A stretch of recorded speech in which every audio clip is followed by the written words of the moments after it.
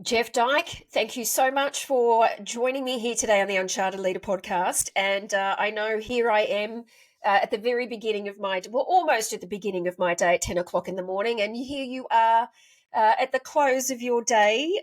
So firstly, Jeff, thank you firstly for joining me. And I do want to start with a warm welcome by having having our listeners get to know a little more about you. So how about you give us a start on what it is that you're here for and your mission in this lifetime? For sure. Yeah. And thank you for having me, Kylie. And 5 p.m., I guess, in an entrepreneur's life is not the end of the day. It's just kind of like the middle somewhere. And so, most of us seem to work around the clock. But I'm trying to be better about that now. So I'm an entrepreneur, and I've spent my life building businesses and failing at many and succeeding at a few and learning, I guess we'll call it falling forward instead of failing in many of those ventures. And I think what I do best is pour rocket fuel on something that's good and make it a lot better and make it go bigger, faster. And a lot of that involves saying, hey, what is this thing? What is it? What's possible with it? So we're working on disinfection technology right now that we think is like lightning in a bottle. It's going to change the world. It's like you push a button and it disinfects a hospital floor to ceiling. And we're working on some tax credit stuff that just saves business owners here in the U.S. hundreds of thousands of dollars a year.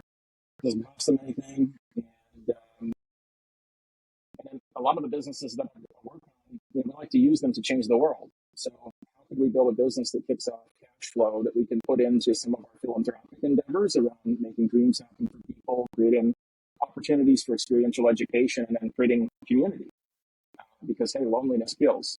And there's a lot of lonely people out there. So how do we gather them up, throw them in community, show them what love looks like, show them what joy looks like, and include them in just wonderful things in life? So I'd say my mission: love God, love people, have fun. Yes. Well, look, already a couple of things jump straight out. And I know one of the key things that you talk a lot about in terms of the impact that you have for people is that you build bridges, which I think is incredibly important in this world, that when you've got a skill to be able to help people stitch things together to help them go from where they are to where they want to be. But the thing that already struck me, Jeff, I really love it when people are just right up front about saying, really, it is a lot about the failures that I've had and what I've learned. And I love your approach to, what was it, falling forward, you said? Yeah. Yep. Failing forward. Yep. Failing forward. That's brilliant. I'm fascinated, obviously, by stories, and I think they often help people see themselves in it when you're able to shed some light on an example of where that happened. Can you give us a bit of a backstory about one of the ones that comes to mind about where you did fail forward, and what did you learn? Sure. A couple of years ago, I started a company, actually about probably 15 years ago now, I started a company called LifeScribe, and it was all around how do we capture meaningful stories about the people in our lives that we deeply care about. And I probably made every mistake that you could possibly make when starting a tech company. I wasn't a tech co-founder, and I didn't have one. But I had a technology, background, we'll call it. I could figure out how to design web and mobile apps and figure out how to go build them. Wasn't funded, at least not initially. And it was a slog, frankly, to try and figure out like who was the customer for this platform. On the surface, looking back, hindsight is 2020. But we had a hard time figuring out what I would call market product fit, or product market fit. And largely because we couldn't find that customer that was going to be willing to pay for it. And then when we finally did find a customer willing to pay for it, it looked pretty different. It turned out that large corporations who have like large patient communities, they want to know how to do story better for people with chronic conditions. So if you're a sufferer for Crohn's disease or IBS or one of these horrible things, and you're just being diagnosed, you want to know what it's like to live with such an illness. And you want to know how to go through everyday life. With IBS, it might be going to the bathroom 25 times a day. It's pretty hard to live a life that way. Well, let me talk to somebody that's been on this path for 10 years, and let me interview them and ask them stories about how do you go to college when you've got this, or how do you, how do you work a job? What kinds of jobs are even open to you when you've got something like this? And so we learned that we could develop these story prompts for people that had chronic illnesses, and a large corporation would be really excited about that. What I didn't know at that point was, hey, how do we write great contracts? And that's been a recurring theme. So, I'm a, do business on a handshake kind of guy. At least I was for a long time, and now everything is written down in a contract. And so that business ceased to exist because we didn't have great contracts, and we went to do some innovation work with really large corporates and kind of got stomped all over. And we tried a lot of avenues on our own outside of working with the big corporates, and we just really couldn't figure out customer acquisition. And I think that the reason that a lot of startups fail is they can't figure out customer acquisition. How do I get somebody to actually pay for this thing that I've created? Hindsight, though, 2020, what I focused on since that venture was, okay, how do I get really, really good at acquiring customers? Because all the other stuff is pretty easy. And so marketing sales. And that's kind of what I've done for the last good chunk of my life. And turns out, a lot of companies that are trying to sell or, make their next transition, I guess, or next chapter, they really struggle with marketing sales. So it's turned out to be a pretty useful resource. Very useful resource and a very useful lesson. Yes. Yes. I there's a lot to acknowledge, I think, about that, Jeff. I think firstly, to be somebody who has a commitment to making a difference, and you remind me of the concept of fulfilling on a life's purpose, that when you're out to build something or pursue a path that is around something that is purpose driven, if we go to just one example, which is the Japanese concept of ikigai, they look at the cross section of the different things to consider when you're doing that. And one of those 4 elements is to consider who's going to pay for it. Because it's all good and well to find something where you can see a problem worth solving. Combine that with the things that you're very good at and you've got a skill in, but unless you can find a market to pay for it, it is well, not only is it a hard slog, but at some point you really do have to challenge yourself about whether or not it's something that you are at the right stage at the right time. The good old marketing. What's that? What's the right product at the right time for the right audience in the right price? Yeah, absolutely.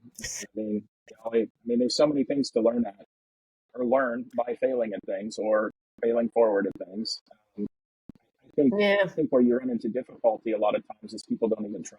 They're like, well, I don't even know where to begin. I think it's the hardest part is just starting. It's just getting started.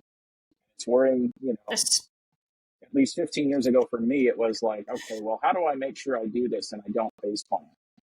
I should have. And I think what I've learned since then is now I just go into ventures and I'm just like, I'm going to faceplant 20 times, but I'm going to learn so much and I'm going to do it in the first week. And then, like this about 2 weeks ago, we're introducing a new disinfection technology into a market called the ambulatory surgical center market. And I don't know anybody in this market. I don't even know this business. I didn't even know that such a thing existed until about a month ago. And so we made a list of about 500, maybe 1,000 ambulatory surgical centers. And I have no idea what the script is. I just start calling. And you hit gatekeeper and then gatekeeper and gatekeeper. And, first 5 phone calls, I'm not going to transfer you. Here's an email address for somebody. And then I learned, hey, if you call these people and you make them smile. So, hey, this is Jeff. This is a cold call. You can hang up if you want to. I really hope you don't, because it sucks my soul dry when people hang up on me. And it makes people smile and laugh, and you can hear it through the phone. And then it's like, hey, do you mind if I take 30 seconds to tell you why I'm calling? And you can say, hey, not interested, not a fit for us. Or you can say, hey, that's really cool. I would give you, I'll transfer you to, Vicky, our administrator, or I'll transfer you to Bev, our director of nursing. She's going to want to hear more about this. And funny thing, 20 phone calls in, I had a script dialed in, and almost everybody I spoke to said, this is really cool. How do I learn more? and ended up Wow. setting, I think, 6 meetings out of 100 phone calls. Mm, And now we've got a script, that's and the brilliant. rest of our team can take it and go and dial crazy for it. Mm, mm. Anyway, Yeah, look, I just it is interesting how I'm going to use the word reminded again, but there is a lot of power in communication, and I know that and I want to point to one of the things that we're on a mission to deal with, and that is you started, but even by saying, the hardest part is knowing where to start, and not basically not knowing where to start. So when you don't know where to start, you don't start. So that is a big obstacle for a lot of people. They know they're either unfulfilled in whatever it is that they're doing, or they've got an idea about something, but the thing that stops them straight off the bat is that. So, I think I really like what you highlighted, in that even when there are obstacles in what you're doing, so there was no alteration technically, you still technically just picked up a phone and made phone calls, right? But suddenly, when you adjusted the way that you approached the conversation, you got a different response. And I just want to highlight that, Jeff, because I know that in the world, when we as a human being don't get the result that we want, we think it's got what's natural is to think that it's got something to do with what's happening out there. And therefore, that's when we give up. We go, well, it's not working. Then they are not interested. They are hanging up on me. And then, boom, there's a gate closed, right? So all of a sudden, and I do acknowledge you for going beyond the number of gates that you did do. That is well done, you. But I just want to highlight that, Jeff, because immediately what it highlights for those who are listening is that even when it occurs to you, like, that's it, really, you've given it your best shot, take another look, because what you did was gold. You just looked at, how can I influence what's happened here by the way that I speak and what I can say, and you got a different result. That's fantastic. yeah, and I'll share something else. I think there's a book that I read a couple years ago that really, I don't know, knocked my head on straight when I listened to it. I've probably read it now twice, or I guess listened to it through Audible twice. But it's called Rejection Proof, and it's by a guy named Gio Jang. I think he's out of Austin, Texas, and he wanted to sort of up level his skill set in like not getting hurt when people reject him. And so he challenged his, I guess, blog readers. I think he was a blogger originally before he wrote a book, to give him obscure things to go attempt. And one of those things was to walk into a hotel, walk up to a random stranger and say, hey, can I borrow $500? And so he walks into, I think it's the Omni Hotel in Austin, Texas, walks up to the security booth and says to the security guard, hey, man, can I borrow $500?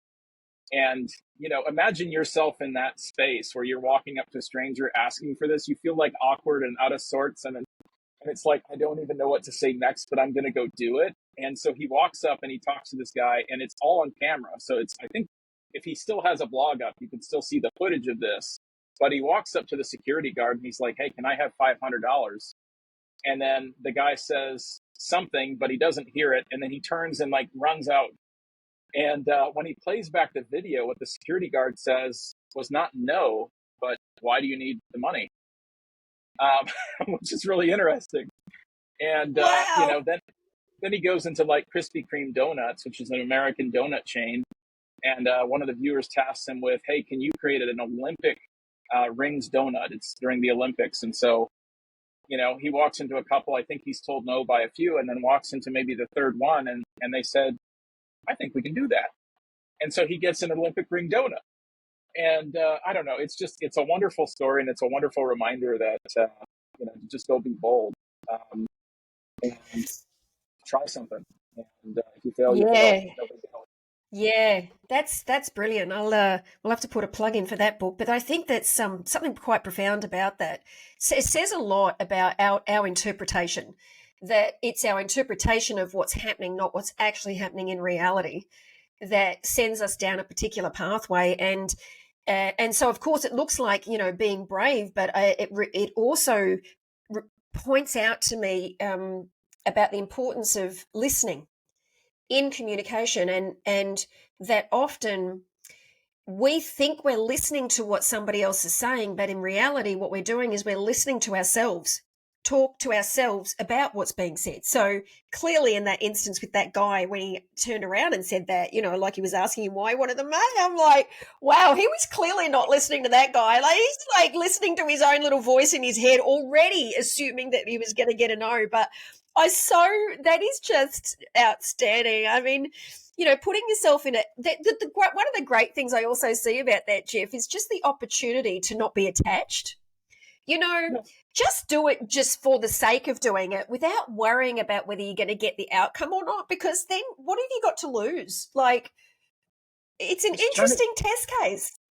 Well, turn it into a game, right? I was talking with one of our new sales guys this week, and he's never really done cold calls before. And I don't want him to spend 100% of his time doing cold calls, because it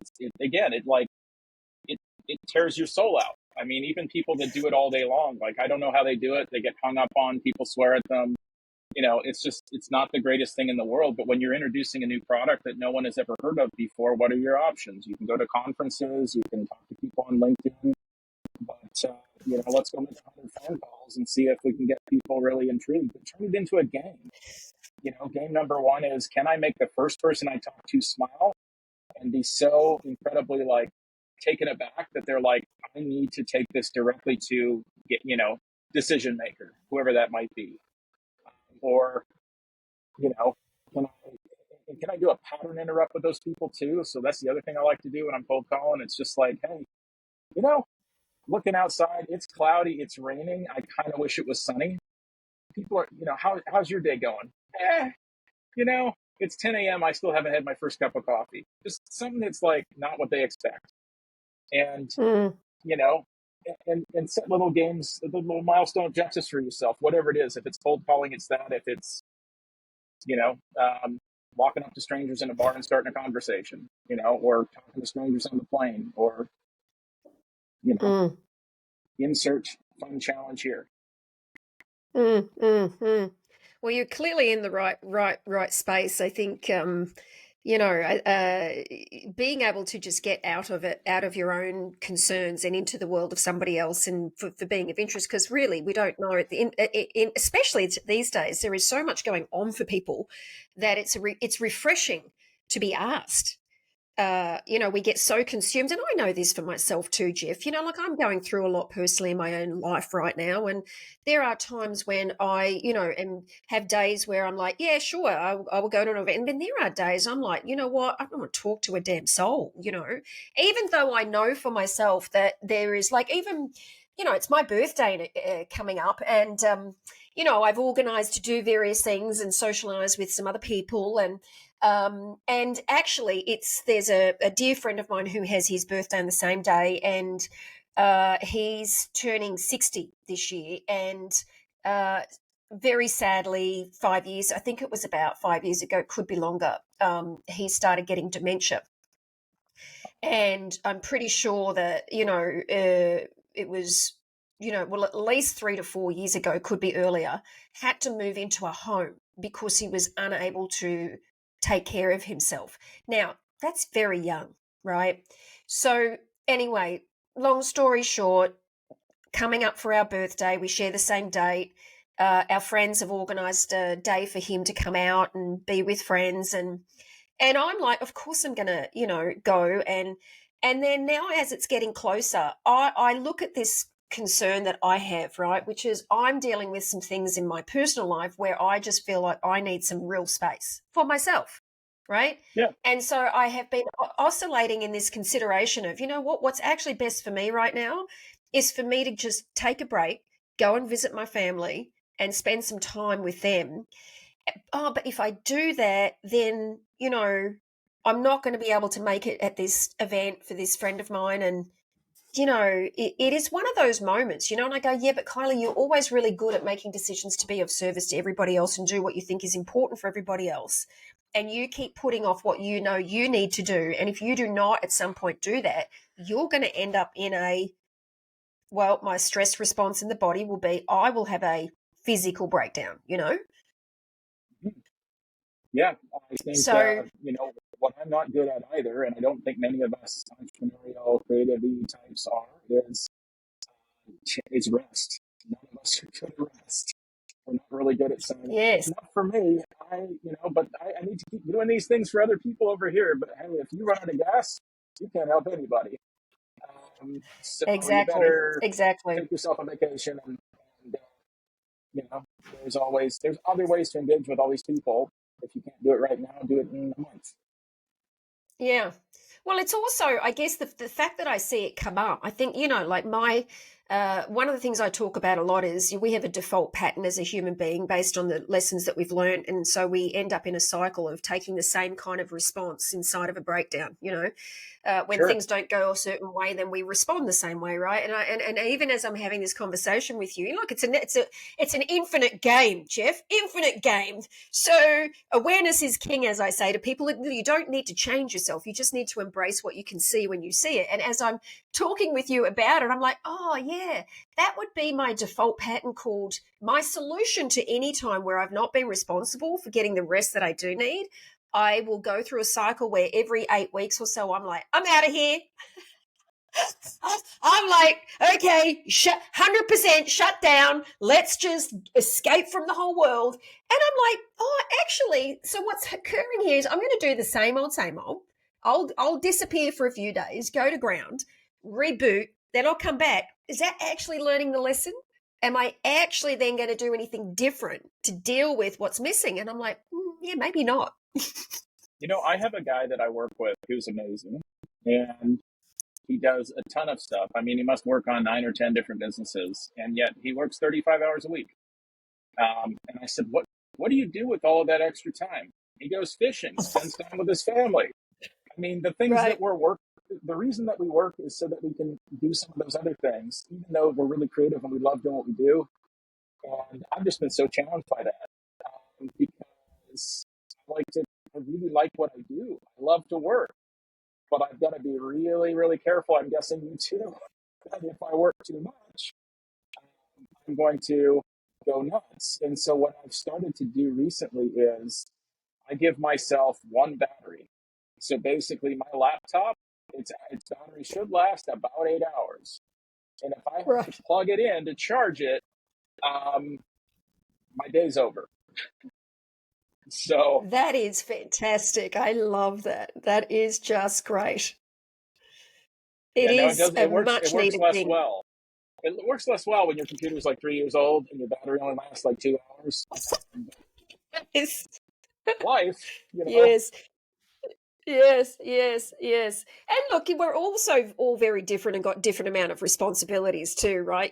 Like for some who do have children, and I do have 3 children, so I do need to balance my books, so to speak, with, which is one of the reasons I decided very early on, and to step away from my corporate role, because I did kind of confront that concern of, do I want to keep working these hours, and then look back on my life and regret that I didn't stop and slow down and get that what was more important was my relationships with my children, and a quality of life versus a burnout life, and whilst I'd love to say that was what happened, it was the unpredictable nature. One of the things I'm very clear with people who are in any conversation about potentially not enjoying their corporate career is, don't think that somehow you're going to get out and it's going to be easier. Actually, it's quite the opposite. Because to be out on, you no longer got a team of resources around you. You have to be everything to everyone. So there are a lot of lessons learned, I think, and it varies for everybody, right? Because everybody has a very different set of personal circumstances. Well, and I'll throw in here. So I've got a friend. His name is Tommy Duchel. Probably somebody you should interview at some point in the future, just for his stories. I mean, he's fantastic. But, a couple of years ago, we were talking a lot about like vision and about the things that are most important to us in life and in business and in faith and whatever the different buckets of your life are, family, friends, all that stuff. And he asked a really good question, which is, if there was to be a film made of your life 3 years from now about all the things that you've done, the people that you've spent time with, the accomplishments you've had, the successes that you've helped others achieve, is it a film that you would want to watch? And would you be proud to share it with, your inner circle of people? And is it something that Mm, would be really interesting, or would it be really boring? Like, when I worked in a corporate career, it was kind of like, 3 years from now, this film is going to be pretty boring. I go to work, I get on a plane, I fly someplace, I spend 15 hours in an office, I get back to this dingy hotel at the end. Well, usually a fairly nice hotel at the end of the day. I go to sleep, I wake up, I do it again and again and again and again. No. The life that I wanted for me was I wanted to travel, but I wanted to pick where I was going. So a couple of years ago, sold the house, bought a motor home, decided, hey, let's go launch businesses, buy businesses, flip them while traveling because it's possible. And mm, life has been interesting ever since. mm, mm. Yeah, so I do want to talk to you about your bridge building and Sure. which is kind of technically now, I suppose, the solution that you provide and becoming a bridge builder. Um, how did you how do you think, like, because you clearly are in the right place with what you do. Like, it sounds like you're really thriving in in what it is that you do for people. How did you get here? Like, was there a path for you that kind of, when you look back now and you go, you know what, this was always meant to be, or what would you say? Yeah. It was an amalgamation of experiences. And I think, I'm in my late 30s now, and I've had the fortune or misfortune, I guess, to work for most of my life ever since I was a teenager. And I've worked in all kinds of different situations on the cutting edge of technology, really boring sort of, service businesses and everything in between, some pharmaceuticals, healthcare. If it's a shiny object, chances are I've touched it or, been involved with it in some capacity, it seems. When I left Mm, my corporate career, I was trying to figure out, and this has been about 6 years ago, I was trying to figure out, like, what do I do next?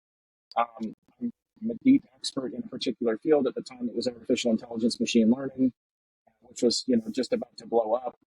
And, but I wasn't happy.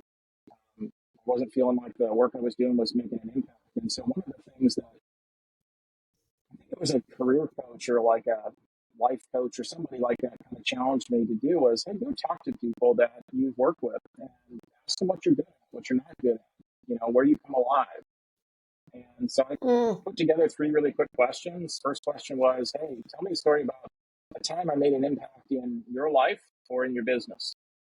And second question was, hey, what would you say that I'm the best at? And then the third one was, if you were to pitch me to somebody who had a problem that you think I solved better than anybody else, how would you pitch me? And if you would, as you're thinking through that, think about somebody that you know right now that you think I could help. And I interviewed 20, 30 people. I interviewed like executives in healthcare that I'd done some work for. I interviewed people that worked for me. Interviewed people that I reported to, people that didn't like me, people that liked me, people I frustrated to know to every end of the earth. Just all kinds of people to just get all the different perspectives. And, the funniest thing that I learned was I'm a bad manager. I tend to jump in, or at least I tended to jump into and try to fix stuff without explaining, hey, how to go do this. And that's on me. That was mm, awful. I've since fixed, I think that. But like I learned other things like, hey, when we had this project that on the surface seemed like we're going to go apply AI to this crazy, business environment and we're going to drive millions of dollars of value, just simply stepping into the situation and saying, hey, I don't get it. Like, what problem are we solving here? And how does this actually roll up to something that matters for our organization? Something as simple and stupid mm, as that, like, completely changed the dynamics of the project and turned it from, ambiguous thing into something very concrete, very clear. What are we doing? Why? How are we getting there? Who's on the bus? You know, and so the recurring theme that I heard was bridge builder, which means, bridging communication, bridging tech and business, bridging people, bridging languages, cultures, because I worked all over the world from Asia to Africa to Europe to, you name it. Never, a little bit of South America and Central America, but never Antarctica. Haven't done anything there yet. A little cold for me. But I also heard that, hey, you're a chaos wrangler, so you know how to take you know how to take like all the crazy bits and pieces about our business or our situation, and you know, it's life, it's business, and everything else. Put them out on the table. Help us to figure out what is what's important, what isn't important, what needs to go together, and in what sequence, and kind of make sense of where we are, where we need to be, how do we get there by focusing on like 80/20. A lot of times in big corporates and in our personal lives, I would argue, we spend a lot of time doing work that just simply doesn't matter. And we're killing ourselves in the process. So helping people get clear on, well, what's the 20% of stuff that's going to drive 80% of the outcome? And then third, it was Mm, just, um, you know, connector, just love connecting people, bringing them together, mm, showing them what's mm, possible, how to work together, how to get to outcomes, and then removing all the barriers and letting them, you know, turning them loose to go conquer the world. mm. Oh, I can't help but just, I'm just present to how the courage that I think that you bring to the situation. Going and asking people and interviewing about your I love the depth and the way that you approach the questioning. And I dare say, I don't imagine that at the time. I mean, it's always easy when you look back at it, those situations. But as somebody, I remember, when I was leading a self-expression and leadership program, one of the assignments was to invite people to go and interview other people about yourself. And one of the when you were one of the instructions was, make sure you say to them that they have permission to tell you whatever they want to say, and you promise not to react. Yeah, I told people, hey, you can try to make me cry. I mean, tell me what I really suck at, what I should avoid, right? Like, and, you know, thankfully somebody did. Well, actually, a lot of people did. It's like, hey, you know, you can do many things. You can be the strategy guy, the execution guy, but you know, where you're really good is X, and lean into that. And you know, the interesting part too that I would mention, Carly, is that I didn't see the trends in the stories that people were telling me. And so when I interviewed these people, Right, I asked, could I record this? So everything is recorded audio right, and video. And then I had everything transcribed. And then I handed them off to a good friend of mine, Monica, and said, what do you see here? And I handed it off to my dad and said, what do you see here? And I handed it off to like mentors of mine. What do you see here? And it was through their right, perspectives that the bridge build or the chaos ringer, that stuff kind of emerged. And it took somebody else's right. voice to add a word. Like I felt like I was always struggling with words to describe, like, what is it I do? Um, Yes, yes. That's so great. Wow, I so love that. You are like just highlight something I think is a really important message for leaders, no matter where you are. I don't think that it really matters where you are in your journey, actually, but certainly if you're interested in, kind of taking the next step in leveling up in your journey, is to God embrace the people around you who can give you feedback. And well, I don't even want to call it feedback, Jeff. Like when we are trying to look like I have that experience a lot when I'm writing something. I've noticed that when I'm trying to write a profile piece, well, certainly even when I was at a stage and I was trying to write my own LinkedIn profile, right? And I would sure, go around in circles and around in circles. I'm sure I took forever to even write my own bio, right? And then, of course, then I looked back at some point and learnt the lesson. Yeah, trying to do it yourself. What? Because I was like, I have a master at helping other people do that. Like, boom, boom, boom, boom, boom. And then I was like, oh, of course, because when it's yourself, you just get caught up on things. And I have this whole perfectionist thing. Oh, I was trying to get it looking right, and da da da da. It never worked. But you point out a really valuable lesson, I think, for leaders in particular, because often when people get into leadership positions, there's a myth that you have to handle everything yourself. And that myth can block you from seeing really valuable things, even about yourself, which you clearly did. the other myth is that, hey, you've arrived, you've made it, you don't have any flaws, you've got it all together. I think the best leaders out Yes, there are the ones that are vulnerable enough to say, I haven't got it all figured out. I have no idea what the heck I'm doing. I've got a pretty good idea. yes, There's a good chance I'm going to fail. You're going to see me fail, but it's okay. We're going to get through it together. And maybe that's the wrong mindset. And I always used to think, at least in my corporate career, that I had to look like I mostly had it together. And that's just not right. Yes. It's just not right. Yes. I mean, the people who look like they've Yes. got it all together, that should scare you a little bit, um, in Yeah. my opinion. Yeah. You know? Oh, I'm with you. I think when I had a coach once. Well, I've had a coach a lot of times, but I was getting coached when I was in the beginning of my journey as a facilitator and running programs where we had, in one particular, like you could have 100 people in the room, right? And there was a part in my journey that I didn't see. It was like one of my own blind spots. And what I didn't realize that it got pointed out to me was, do you realize you're incredibly intimidating? I'm like, what? Really? Yeah. Yeah, you are really intimidating, and you need to be responsible for how intimidating you are to people. And I was gutted. Like, my first response was gutted. Oh my God, people were like scared of me? Really? She said, well, look, you need to kind of step out of your own experience and your own interpretation of what you think that looks like and why.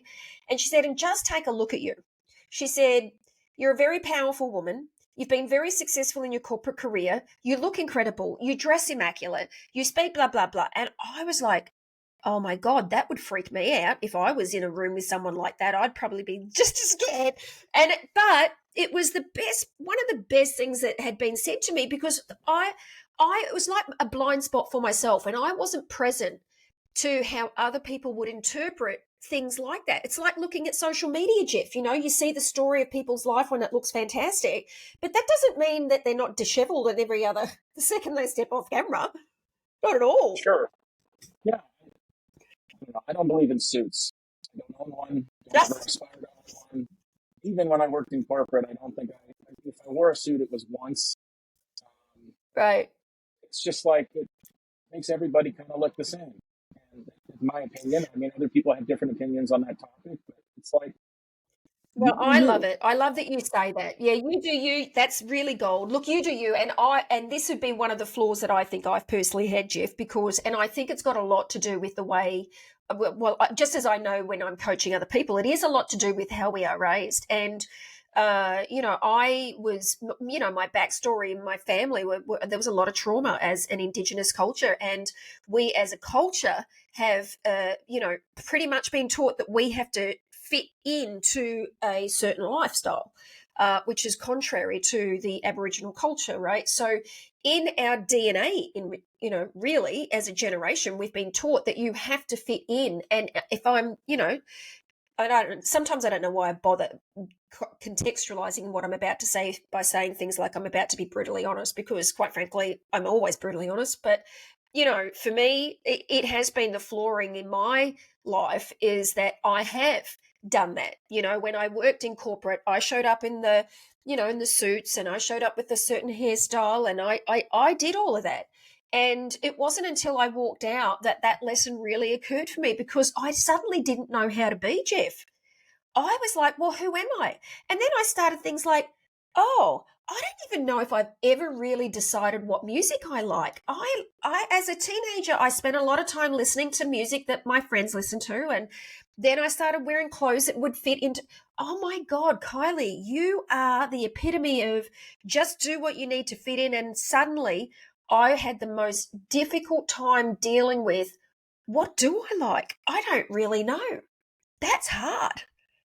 So all hats off to you, Jeff. I think it's really a great attribute, and it's one of my life lessons is the acknowledgement that those who are around me who have that have a lot to contribute to me, because I can learn a lot from what it takes to put yourself get clear about what it is to do you, and do you because it is what you do. Like I'm going to get you to share me some of your go for it. The other thing I would just say, Kylie, is I think it all comes down to our identity. Where is our identity? For me, it's Yes. found in my faith. For other people, it's found in other places. But, I believe I've been fearfully and wonderfully made. I've been built for a purpose. There's a plan for my Mm. life. And, someone else is, I'm just taking the steps. Somebody else is directing the path. And that brings me a lot of comfort and a Yeah. lot of peace. I'm still going to go off the path. I'm still going to, fall on my face.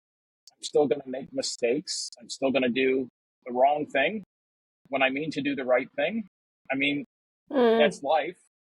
But, I think that for my life, there is a purpose and there is a path, and I'm executing on that. For Yeah. those that don't necessarily have the same, path or identity, it's harder. It's all subjective. Mm. And, my heart goes out for folks that are on that different path, because it's a lot harder, I think, um, Yes. when you're not really sure, well, what do I align the life to? You know? Um, Yeah, totally. Totally.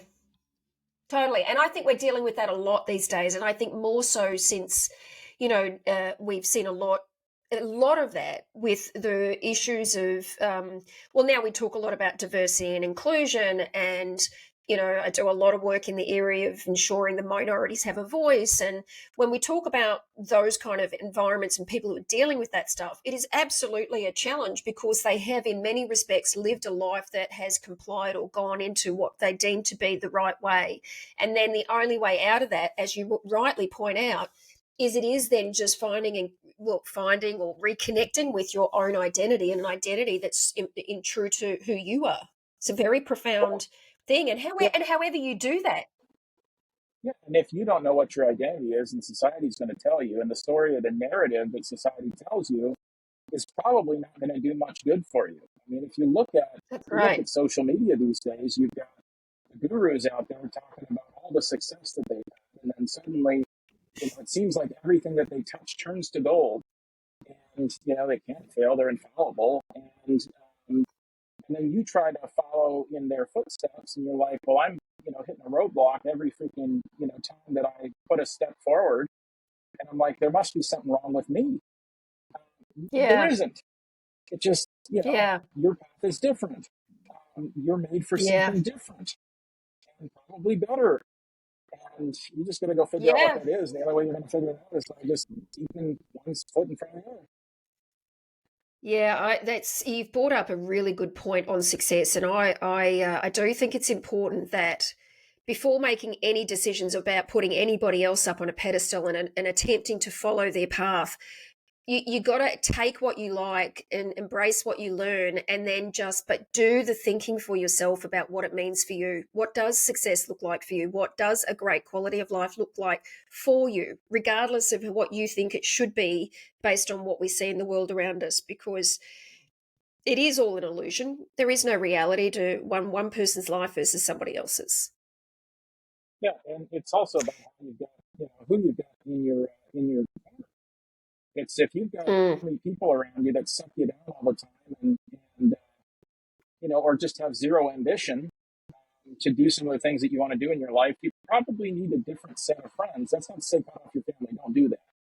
But surround yourself with the people that you learn from, that challenge you. That mm, you know, if you're an entrepreneur, goodness gracious, you're going to go through moments in life where you're like, I'm failing. I feel like I'm not making mm, any forward progress. And if somebody you can pick up the phone and call a friend and just say, boy, I feel like I'm failing right now. And for them to mm, just tell you, hey, guess what? I've seen you fail before. You're actually in really good shape. Like, things are looking up. Look at all these great things that are happening. Just like help you reframe it. mm, It's mm. pretty important. Yeah, that's a great point to end on, I believe, Jeff. Wonderful. So, to end every interview with Jeff, I do invite you to complete a sentence for me. And it is this: a leader is someone who. A leader is someone who, um,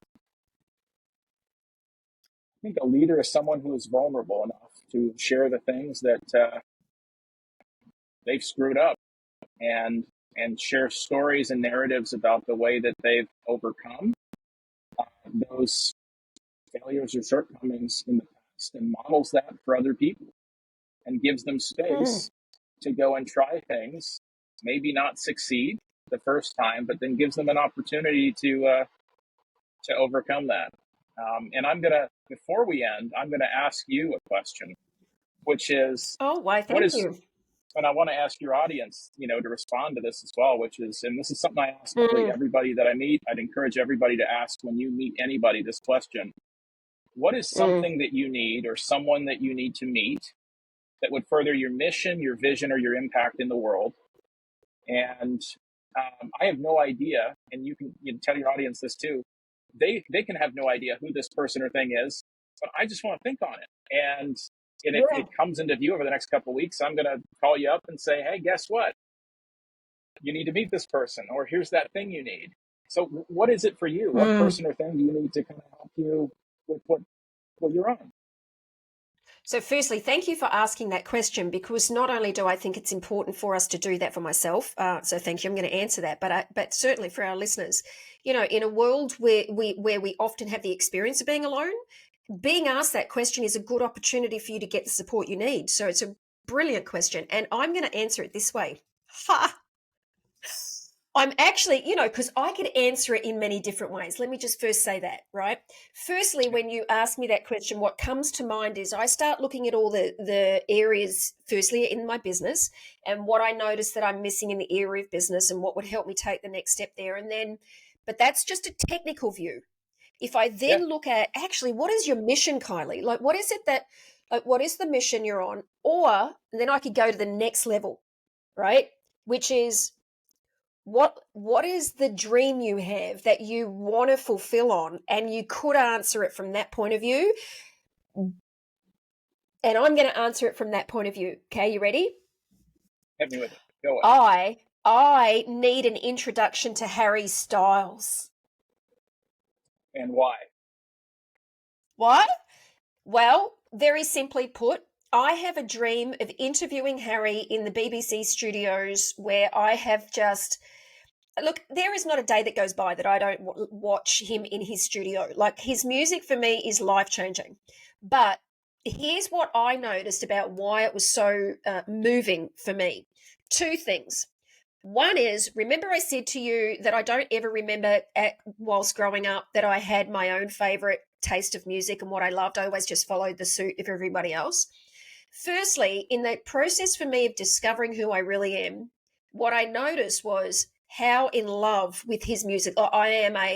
Suddenly was never a raving fan of any musician or artist when I was 14. Now here I am at 50. I'm a raving fan of Harry Styles. I love his music. Number two, so actually there's three reasons. Number two, his last tour was called Love on Tour. And I went to his concert, and what I was present to was his mission to create a space of love for people. Like, that really was his mission, right? But the third one, and this is the one that relates to my mission in the world. So this podcast is called The Uncharted Leader for a reason. It really is your access to being courageous in the world is finding a place where you're true to yourself. You are authentic, real, and you don't alter yourself in any way to be and do what it is that you want to be and do in the world.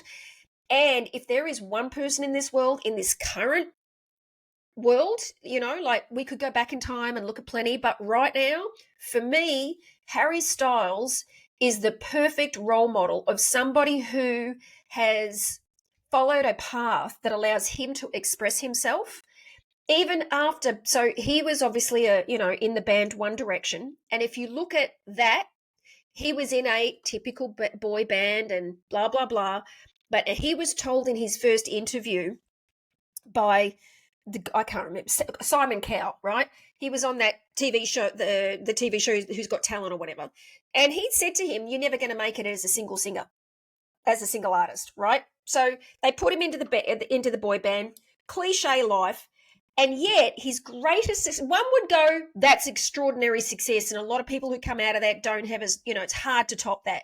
He, however, has gone out of that and carved out this position where he is so different and unique and stays true to what's really important to him, regardless, no matter what other people think of him. And quite frankly, that's been the driver of, like, you know what, I would just love to interview him. I just love everything he stands for. And it had a personal impact on me personally, and I think he's got a great message to share with the world. There you go. Wonderful. I think we can work on that. I think we can work on that. That's good. Good. But yeah, thank you. Thank you very much for just having me on your podcast, and it was a great conversation. Yeah, and thank you. I one of the things I want to leave people with about how joyful this has been, and I think your mission is very evident, is simply your view about a leader. And this is not always obvious to people, but it has become obvious to me after doing this now for what it's been 5 years that I've been interviewing people and asking that question. And everybody has a different answer, right? So, one of the reasons I started doing that was to prove a point called there is no fixed definition of what it looks like to be a leader, because everybody has a different perspective. And when you get that, you get to be really free to be yourself, number one. But what's not so obvious to people is that when I invite people to do this, for example, in my workshops, I ask them to identify a leader in that they are deeply inspired by and to describe what they think is a great leader. Who's a great leader and why? And then what comes next shocks them, which is, well, thank you very much for describing yourself. That is really extraordinary. And they're like, what? I go, well, yes, often we think a leader, the reason why we choose particular leaders says more about us than it does about those that we view as leaders. So thank you for being somebody who has been just a great contribution today to having people see that being vulnerable and telling it as it is and being willing to fail as somebody who makes a real difference in the world, that has been really remarkable. Wonderful. I'm glad. Hey, Yeah. have a great day. I hope it's very productive. And I hope you meet Harry Styles in the next 2 weeks. Yeah, me too. So now, Jeff, before you disappear, what is the best way for people to, to connect with you if they want to learn more about your bridge building and the work that you're doing? So the best way to connect with me is probably on LinkedIn. It takes me a couple days to get back because we've got various LinkedIn campaigns running, and uh, and we're getting like hundreds of messages a day right now. So yeah, the best way is probably LinkedIn, and somebody goes through everything for me so that I don't miss anything. So if you send it and it doesn't work, you can always drop me an email, jeff@boldbridgeadvisors.com. It's BOLDBRIDGE advisors, ADVISORS. You can stick that in your show notes. Oh, do you have a book? Do I have a book? No, no. I was not created to write stuff. Wow. Well, so I know I've just kind of added something in the end here, but the reason I asked that about you, Jeff, because when you were telling the story about your interviews of people and what you discovered about yourself, I thought, God, that's such a great book. I wonder if he's done a book. So I had to ask, because you didn't have to be the writer to produce that, but it's a really valuable story to be sharing with the world. Well, I'll keep it in mind. We'll put it on the bucket list for maybe something we get to maybe one day. Fantastic. Well, thanks again for joining me, Jeff. It's been a fabulous conversation. I've enjoyed it. Have a great day. Take care. Bye.